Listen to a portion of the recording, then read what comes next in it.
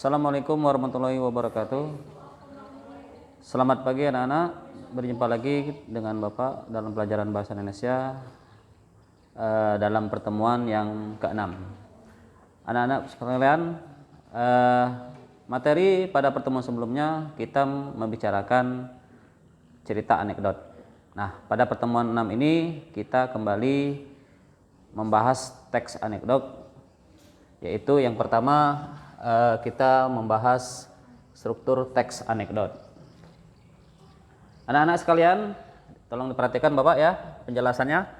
Yang pertama, struktur teks anekdot yaitu abstraksi.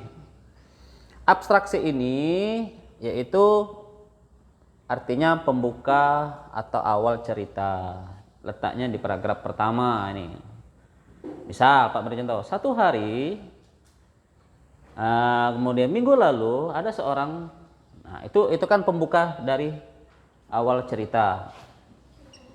Kemudian yang kedua, orientasi. Orientasi ini artinya awal kejadian cerita. Ketika itu ada seorang bapak-bapak, nah itu namanya orientasi. Awal dari kejadian dari cerita tersebut. Beda dari kalau abstraksi tadi, ini pembuka, kalau yang ini adalah dari awal dari kejadian cerita tersebut. Letaknya di mana? Biasanya letaknya di paragraf kedua. Nah, letaknya di paragraf kedua, kadang juga di paragraf 3. Nah, dalam teks anekdot, anak-anak, orientasi ini lebih banyak ceritanya, lebih banyak jumlah paragrafnya dibanding dengan abstraksi. Kemudian yang ketiga namanya krisis. Struktur yang ketiga namanya krisis. Apa artinya? Bagian yang menjadi inti cerita atau letak humornya. Ya, misal kemarin sudah Pak ceritakan ada seorang nenek-nenek mengajak rapat warga. Nah, di suatu tempat namanya musola. Kemudian sudah berkumpul warga, nenek itu menjelaskan, ditanya warga, apakah yang mau dirapatkan nek? Ternyata yang dimaksud nenek sini bukan rapat diskusi, yaitu bagaimana cara menutup botol ini rapat-rapat. Rapat di sini bukan diskusi, maksudnya rapat kencang ya.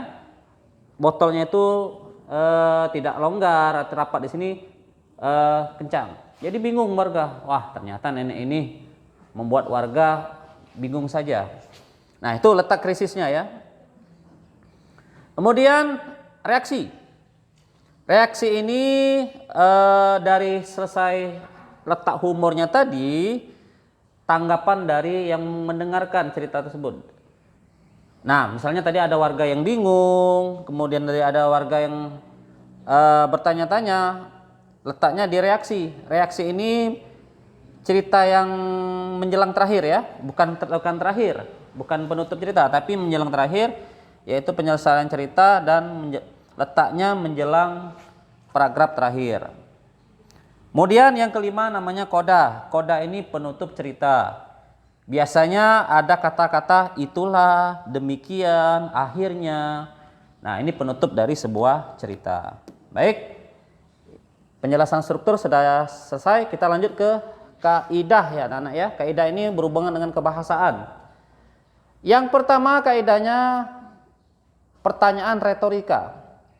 Retorika ini sebuah pertanyaan yang tidak butuh jawaban. Kenapa? Yang bertanya sudah tahu jawabannya. Contoh, apakah kamu tahu surga di mana? Yang mendengarkan pertanyaan ini tidak perlu menjawab sebenarnya, karena yang bertanya pasti sudah tahu, tidak tahu jawabannya. Pasti tidak tahu yang menjawab itu di mana surga. Nah, ya, ini namanya pertanyaan retorika atau tidak butuh jawaban. Kemudian kedua, kata kerja. Kata kerja itu sudah dijelaskan pada pertemuan sebelum-sebelumnya. Biasanya menggunakan awalan me ya. Nah, menggunakan awal menulis, membaca, berjalan. Ada juga tidak menggunakan awalan, misalnya tidur, makan, itu juga kata kerja. Nah, kalau ada di teks anekdot tersebut ya. Kemudian bahasanya lucu ya. Di sini dalam cerita tentunya ada ya kelucuan dalam cerita tersebut pasti. Kemudian sindiran. Di sindiran sini biasanya menyindir seseorang, menyindir pemerintahan, menyindir pejabat dan sebagainya. Ya, bahasanya bahasa sindiran. Namun saya ingatkan bahwa sindiran sini tidak menyinggung siapapun, hanya berita lelucon saja atau cerita lelucon saja ya.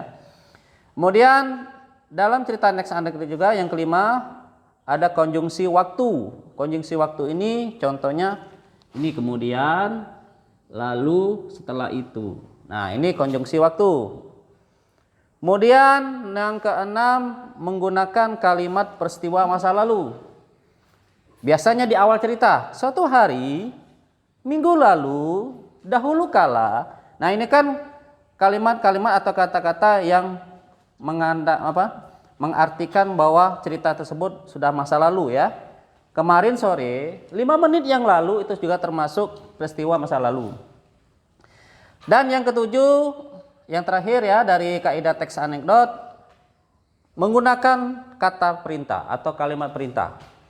Contoh, tolong. Kalau kamu pernah menggunakan kata tolong, berarti dia perintah ya. Berikan kue ini kepada orang itu perintah. Kerjakan. Nah, seperti dalam soal ya. Dalam soal, seperti Anda menerima soal dari guru, kerjakan soal ini dengan baik dan benar. Atau jawablah. Nah, itu juga perintah. Janganlah, berilah, dan masih banyak lagi kata-kata atau kalimat perintah ya. Inilah penjelasan dari kaidah teks anekdot. Semoga kalian paham.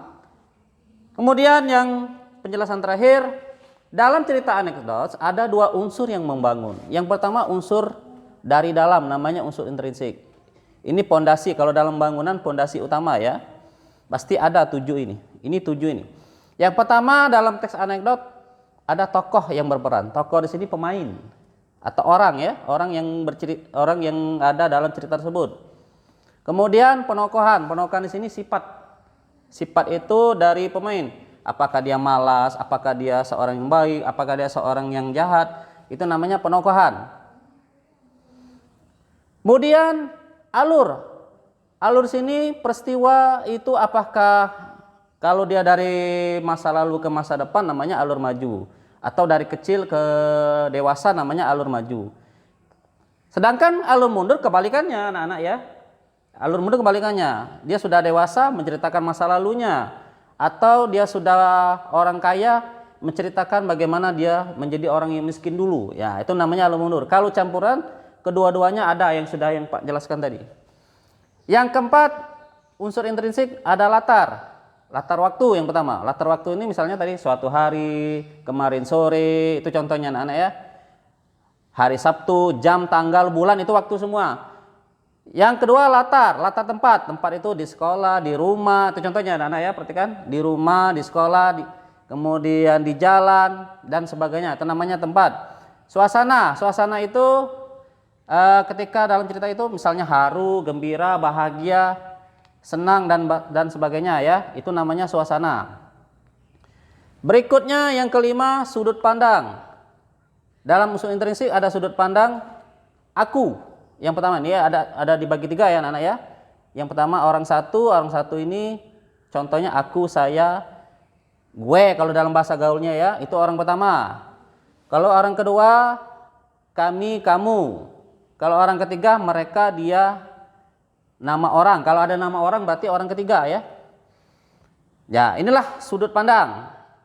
Kemudian amanat pesan dari cerita tersebut.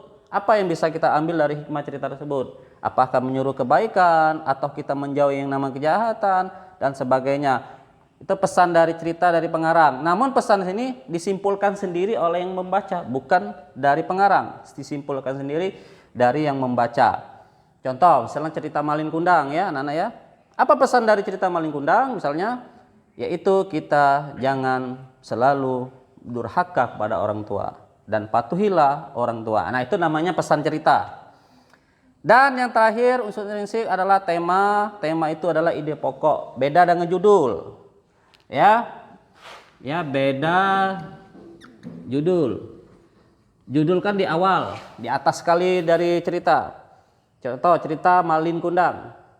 Itu judul. Temanya apa? Temanya adalah anak durhaka. Nah, beda kan judul dengan tema. Kan kalian ya kalau ditanya, apa tema dari cerita tersebut? Jangan kalian jawab judul. Simpulkan dari cerita tersebut apa temanya yang diceritakan. Itu namanya tema. Baik, itu penjelasan dari unsur intrinsik, dan yang terakhir adalah ekstrinsik. Dalam cerita pasti ada yang berhubungan dengan 5 ini ya anak-anak ya. Misalnya yang pertama agama, kalau dia lagi sholat, lagi azan, lagi mengaji dan sebagainya, itu berhubungan dengan agama. Kemudian budaya, budaya misalnya berhubungan dengan daerah dia masing-masing, pernikahan, perjodohan. Kita juga menyapa orang yang lebih tua, itu namanya budaya sikap. Kita mengantri di tempat pembelian, namanya budaya antri dan sebagainya, itu budaya. Kalau juga yang ketiga politik, berhubungan dengan pemerintahan. Dalam cerita tersebut kalau ada menyindir dari pejabat mungkin itu juga termasuk politik. Kemudian moral, moral itu adalah sifat dari tokoh. Dan yang terakhir adalah estetika, berhubungan dengan keindahan. Misalnya cerita tersebut dia menyebutkan kata-kata puitis atau menyebutkan kalimat-kalimat yang berhubungan dengan majas. Nah, itulah anak-anak penjelasan dari Bapak mengenai struktur dan kaidah dan unsur intrinsik dan ekstrinsik dari teks anekdot. Demikianlah yang dapat Bapak sampaikan. Semoga kalian dapat memahami. Untuk lebih lanjutnya kita bahas di kelas Google Classroom ya. Demikianlah yang dapat Bapak sampaikan. Bapak Ari. Wassalamualaikum warahmatullahi wabarakatuh.